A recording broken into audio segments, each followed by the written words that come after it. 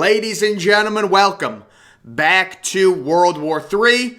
We've got some big stuff on this cold Monday. Elon Musk coming out, guys. The battle for social media, free speech versus private entity. It's getting crazy. Elon Musk puts out a Twitter poll. Free speech is essential to a functioning democracy. Do you believe Twitter rigorously adheres to this principle? Over 2 million people voted. It got over 37K retweets, 140K likes. 70% say no, 30% say yes.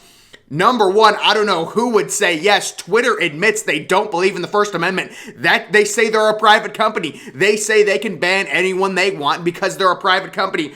I don't know. I guess liberals would be voting yes on this, but even then, it doesn't even make sense. Twitter admits they don't believe in the First Amendment. They use the buffer that they're a private company. It's the same thing that YouTube does, and I love YouTube. I post on YouTube daily, sometimes twice a day. I'm uploading videos. I love YouTube. I love watching it. But it's like, yeah, I admit YouTube doesn't believe in the First Amendment. None of these platforms do. And I've talked about this at length, and Elon Musk is one of those people that's kind of bigger than life to where he could just straight up buy Twitter. He could create a new platform. Is Elon Musk hinting at doing something? This is the one true advantage in a capitalist society is you have figures like Elon Musk who are more powerful than the government. Now, see, a lot of people will say, Elon Musk shouldn't have that much wealth. It's ridiculous. You should spread that out to different people, more of a socialism type thing. Communism, I know that's a big thing with young people now, but it's like this is one of the positives. You have people that are more powerful than the government, like Elon Musk could genuinely just straight up buy Twitter and say, no, you need to institute the First Amendment. He later goes on to say, the consequences of this poll will be important. Please vote carefully. Kind of, hinting at something. And then he also says, given that Twitter serves as the de facto public town square, failing to adhere to free speech principles fundamentally undermines democracy. What should be done? Is a new platform needed? ? So Elon Musk really hinting at maybe a new platform. If I was advising Elon, this is a situation that you have to understand. If you just straight up create a new platform, even if Elon Musk straight up creates a new platform, there has to be a reason for the liberal people to leave Twitter. If Elon Musk just creates a new platform, I've talked about this before, what I think would happen, you would get people, a lot of independents and a lot of people on the right leaving Twitter for good, joining Elon Musk's new platform, which I'm sure would promote heavily freedom of speech. The problem is, if most of the people on the left on Twitter, there's no incentive for them to leave Twitter and go to this new platform because right now they're the ones that are protected. The majority of the people that get banned off Twitter are right wing.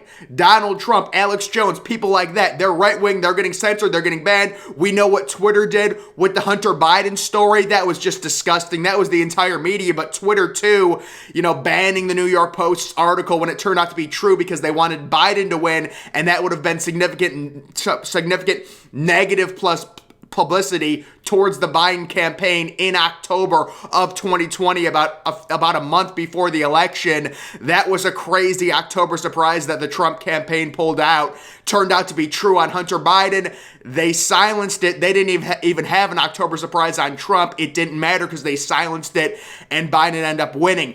It's this idea to where, these social media platforms are actually interfering with our elections and with our democracy because they don't adhere to the First Amendment. Going back to the Elon Musk poll where he says, do you think Twitter adheres to the First Amendment?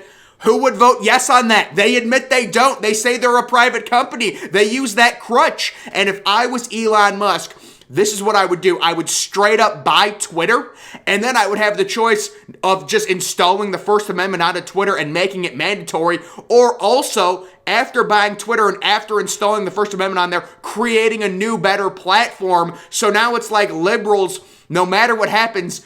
See, the problem right now is if you just create a new platform, there is no incentive for the liberals to go to that new platform. You're going to get a lot of independents, you're going to get a lot of Republicans, and what will end up happening is Elon Musk's new platform will be insanely right-wing, while Twitter would even become more left-wing.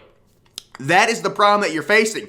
So if you're Elon Musk, or you could also just create such a better version of Twitter that it's so addicting that even people on the left want to use it because it just stimulates the mind better. It's kind of like young kids who are like 7 or 8 years old switching over from YouTube to TikTok because you're getting that constant gratification of a video every 10 seconds. If you don't like a video, just swipe up. You know, the videos are 10 seconds, they're 5 seconds long. Next, as to where YouTube, we make these 10, 20-minute videos. You're having to watch this. There's not a lot of motion, things like that. It's for older people. So if there's really 2 ways you could do it, but the easiest way for me, if I was Elon Musk, you straight up buy Twitter, and then you just install the First Amendment into Twitter. You make them follow that. And then you at that point, you could decide if you wanted to create a new social media altogether or just keep Twitter with the First Amendment now installed. You know, you're not going to see people getting banned like they've been doing. You're not going to see stories getting censored like they've been getting censored, things like that. So really interesting stuff with Elon Musk. And again, this is a major benefit to a capitalist society. You have someone like Elon Musk, and people will say, you know, no one should be worth what Elon Musk is worth. And I understand that with the poverty in the world, you know, in the United States, I get it. You want to spread that wealth around, right? The idea of socialism, the idea of taxing these rich people tenfold. But the positive is you have these bigger than life characters, and someone like Elon Musk could literally, due to the amount of power, the amount of wealth he has, change the world in such a positive way on social media by making Twitter, buying Twitter, and then making it follow First Amendment principles. And Elon Musk is out here saying, listen, Twitter has crazy following, especially with young people joining it. Why should they get to not abide by the First Amendment and really brainwash young people into thinking a certain way? The Hunter Biden story, the thing with the pandemic, a lot of stuff with that. I don't want to get into it, but there was a lot of information that was suppressed. And it's like Elon Musk is saying, look, I'm a bigger than life character. I can actually do some change. This is why capitalism is actually good, because you have someone like this to where the government isn't so much more powerful than everyone. You've got an individual that can actually single-handedly change things for the better and install free speech onto social media. So Elon Musk, really with, I would say, 2 options at this point. Just creating a new platform. What I fear will happen, and maybe he'll be able to do it because he's so special and he's going to get crazy publicity for it. We know that. I just fear if you straight up create a new platform to rival Twitter, there's no incentive for the liberals to leave Twitter. So what it would do is it would make Elon Musk's new platform insanely right-wing, and it would make Twitter even more left-wing, because all the right-wing people would leave Twitter and join Elon's new platform, and you would get all of the left-wing people staying on Twitter, and then we would be even more divided as American citizens, this time through social media. It's like, which social media do you use? Oh, you use Twitter, you must be left-wing. Oh, you use Elon's platform, you must be right-wing.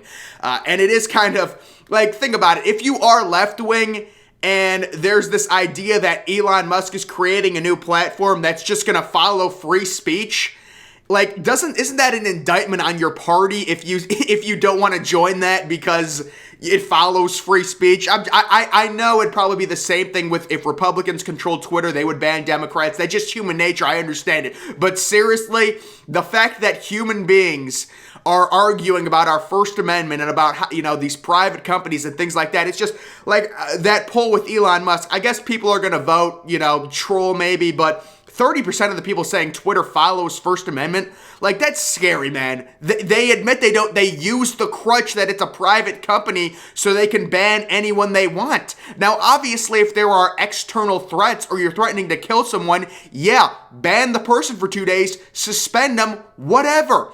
The problem is they're starting to enact their ideology over people, and the Hunter Biden situation gets shut down on Twitter and everywhere, and they use January 6th as an excuse to ban Donald Trump so he can't influence anyone on social media. We've seen it time and time again. It's ridiculous, and it's so disingenuous, and, I like Elon Musk. The one thing I worry about with Elon is the Neuralink, because to me, Neuralink is such a Trojan horse, especially the way they're trying to approach and introduce Neuralink to the general public, saying, oh, it's just going to cure blind people. They're going to be able to see. Deaf people are going to be able to hear. We're only going to use it on people with special needs, and it's like, oh, I have to support that, right? But it's the idea of you start doing that, then the rich people start getting a hold of Neuralink. They start reading people's minds. I think Neuralink is going to be significantly more negative than positive if it ever comes about. There's the idea of innovation, but at some point we have to protect ourselves and from actual crazy innovation. It's just the idea like having a slave robot is really fun. It's a really fun idea, right? You can have a robot that'll do anything until the artificial intelligence gets too smart. Then it's not so fun, right? You have to protect human beings, we have to protect ourselves, from our own innovation. And I just think Neuralink is being advertised, as a Trojan horse, right? We just want to help the people with it's just going to be rolled out and it's just going to help people with special needs, people, being normal, things like that. You can't hate on that. But it's like, okay, but then when the rich people get a hold of it, they have such an advantage in society, then everyone's going to want that advantage. And the idea that human beings can read each other's minds, it sounds cool, right? And for a day, it'd be really fun. But if you're doing it every day and you know exactly what everyone else thinks, that is a situation to where it makes us not human anymore. And that is a scary, scary proposition. So I like Elon. This would be so big. I hope Elon Musk understands and takes this really seriously, that this could really change the world if he does. I would straight up, again, I don't know, what it would cost, things like that, but if I was Elon, I would look into buying Twitter and just installing the First Amendment onto Twitter, and then you could also create a new platform, or just keeping Twitter and just making them follow the First Amendment, which is just it's the bare minimum. It is the bare minimum with Twitter and YouTube, and I'm trying not to be a hypocrite. I like YouTube. What I tell people about YouTube is you just have to understand YouTube doesn't believe in the First Amendment. Okay, it's whatever. You have to understand that and you have to move on. Whether you want to watch YouTube or not, you have to understand that. We saw that with Trump's recent little podcast he did where YouTube immediately removes it because, you're not allowed to hear Trump speak. And a lot of the problem is Trump went on that podcast with all the young kids and it was like a prank podcast or whatever. There's a lot of young kids that listen to that, and YouTube was like, that's a big no-no. We can't have Trump influencing younger people, so we're just going to come up with some sort of excuse to ban it. You have to understand with YouTube, it's a great platform, but they don't believe in the First Amendment. It is what it is. You can take it or leave it. If you want to protest YouTube, that's fine. I'm just saying, when I talk to people about YouTube, I love YouTube. They just don't believe in the First Amendment. It's the same thing with Twitter. Twitter is fun. It's a great stimulation. They don't believe in the First Amendment. That's why when I saw that poll, and if you were to ask me 2 million people vote on a poll, does Twitter believe in the First Amendment? I probably would have said it would have been 85% saying they don't to 15%. When I saw it was 70-30, and you look at Elon Musk, who generally leans to the right, so he's going to have a decently right-leaning following, you would think. To see 30%, I'm sure some of them are liberal, whatever, but it's just like, guys, obviously they don't believe in the First Amendment. They admit it. That's why they stand behind the crutch that they're a private company. There's no question on do they believe in the First Amendment on Twitter or not. They don't. They've banned people because they don't like their ideology. They banned the Hunter Biden story because they thought it was going to hurt Biden's chances of winning the general election against Trump. They clearly don't. They want to influence stuff, and that's why Elon Musk and other people are starting to come out and be smarter about this and realize it. So that's a very interesting situation that's happening there with Elon Musk. We've got some updates on this Russia-Ukraine situation, how sanctions are killing Russia. Russia's falling. Old sanctions of 2014 sabotage development of new innovation weaponry. New sanctions of 2022 are undermining Russian military efforts, destroying its technological claims and communication lines, thus breaking the country apart. This innovation problem has actually been going on since before the Soviet Union fell with Russia. Just the way their economy is set up, they really struggle with innovation. And I really am starting to believe there is no reason at this point for the United States to be in NATO. I'm getting to the point where I'm looking at, it's like, what's the threat when it comes to Europe? Well, Russia's the threat. Russia can't even take over Ukraine, and what I'm seeing with Russia right now is what I already knew. It's just being confirmed for me on the battlefield. I saw Russia with an extremely overrated military. You ask Americans, who's the number one threat to the United States? They're all going to say Russia. It's ridiculous.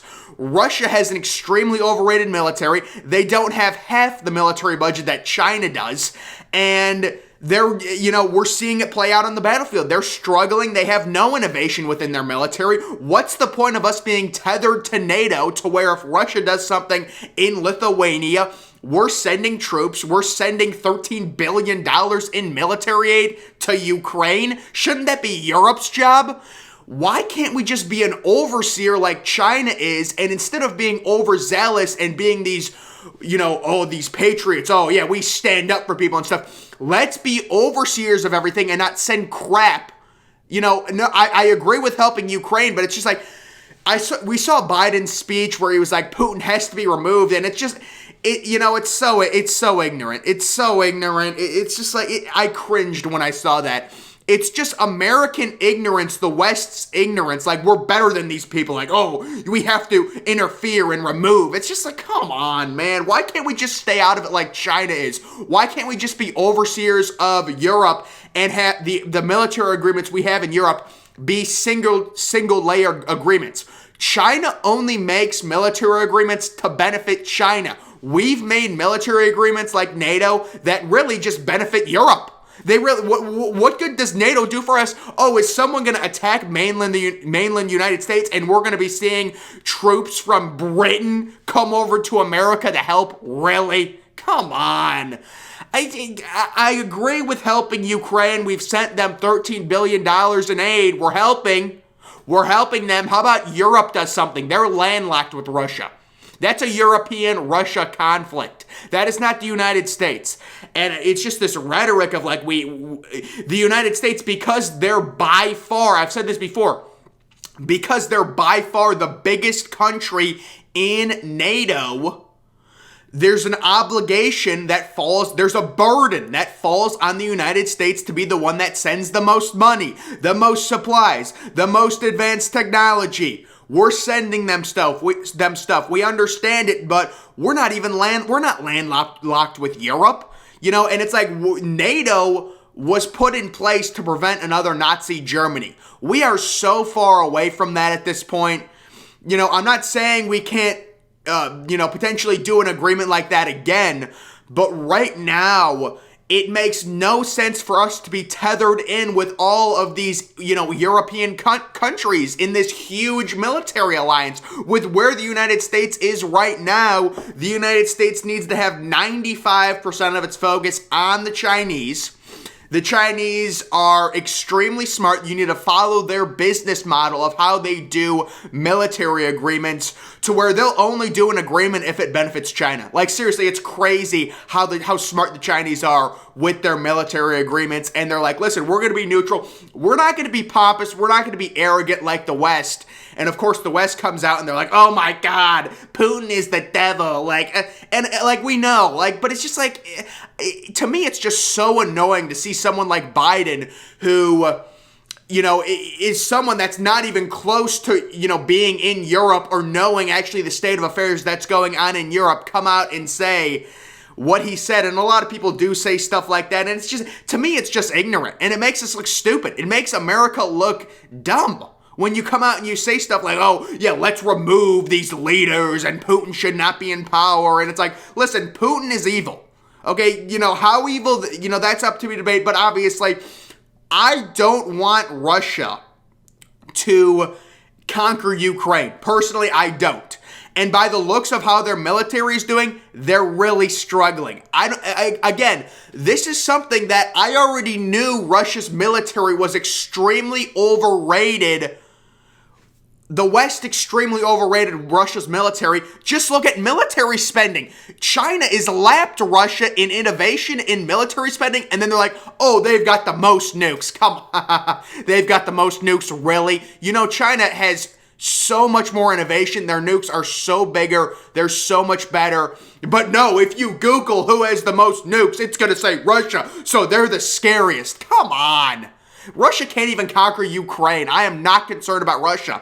If I'm Biden, I'm telling NATO, look, we didn't realize the Chinese were going to be this huge, this quickly. They're impressing everyone with their military buildup. They're crazy with the innovation. Their economy is rivaling our economy. There are two superpowers in the world. The United States is the #1 superpower. China is the #2 superpower. No one else is close. We're done with Europe. None of those countries concern us. We are focused on China and the Chinese.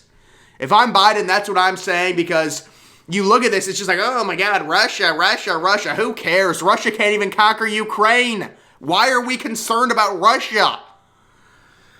And it's like nuclear war. Yeah, anyone could drop nukes. The United States could drop nukes. Russia could. Putin is unstable. But it's like, what are we supposed to do about that? Unless you're going in a covert operation to assassinate Putin, I don't know what we're supposed to do about the threat that Russia could drop nukes. Yes, Russia could drop nukes. North Korea, although North Korea, North Korea is struggling to even have test nukes at this point. I don't think that we really need to worry about them.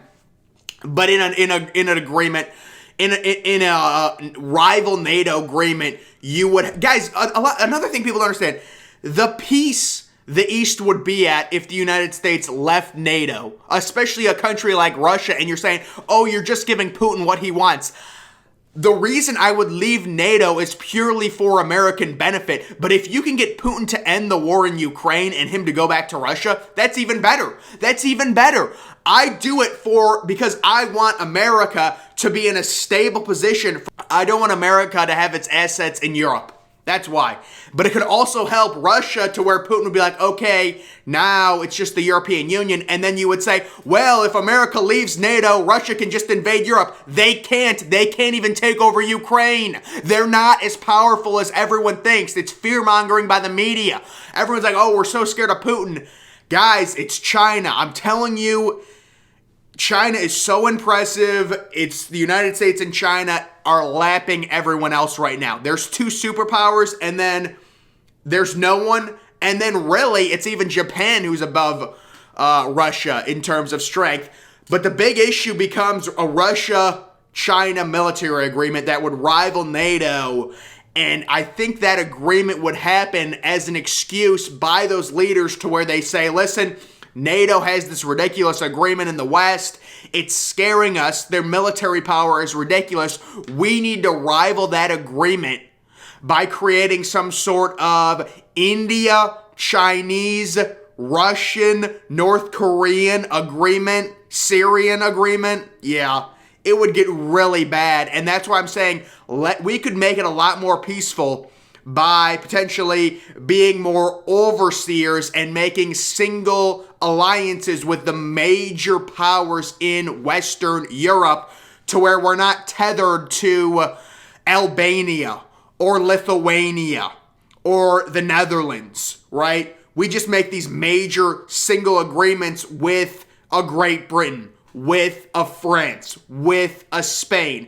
And then we shift our focus and have the new NATO agreement in the Pacific states with Japan and with South Korea, to where we shore that up and we make sure we make sure China understands, listen, if you want to touch Japan, yeah, it's World War III 100%. We're not giving you any land. You've expanded enough. You have way too much you have way too much power as it is.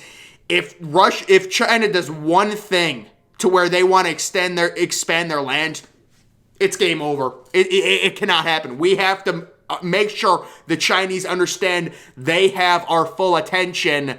This Russia-Ukraine thing, I mean, listen, it's sad, whatever, but it's like we have to understand the #1 threat is the Chinese. So guys, that is going to do it for this video. Make sure you're following me on Twitter. Link to that's always in the description. I'm, of course, the Depressed Ginger. Thank you for watching.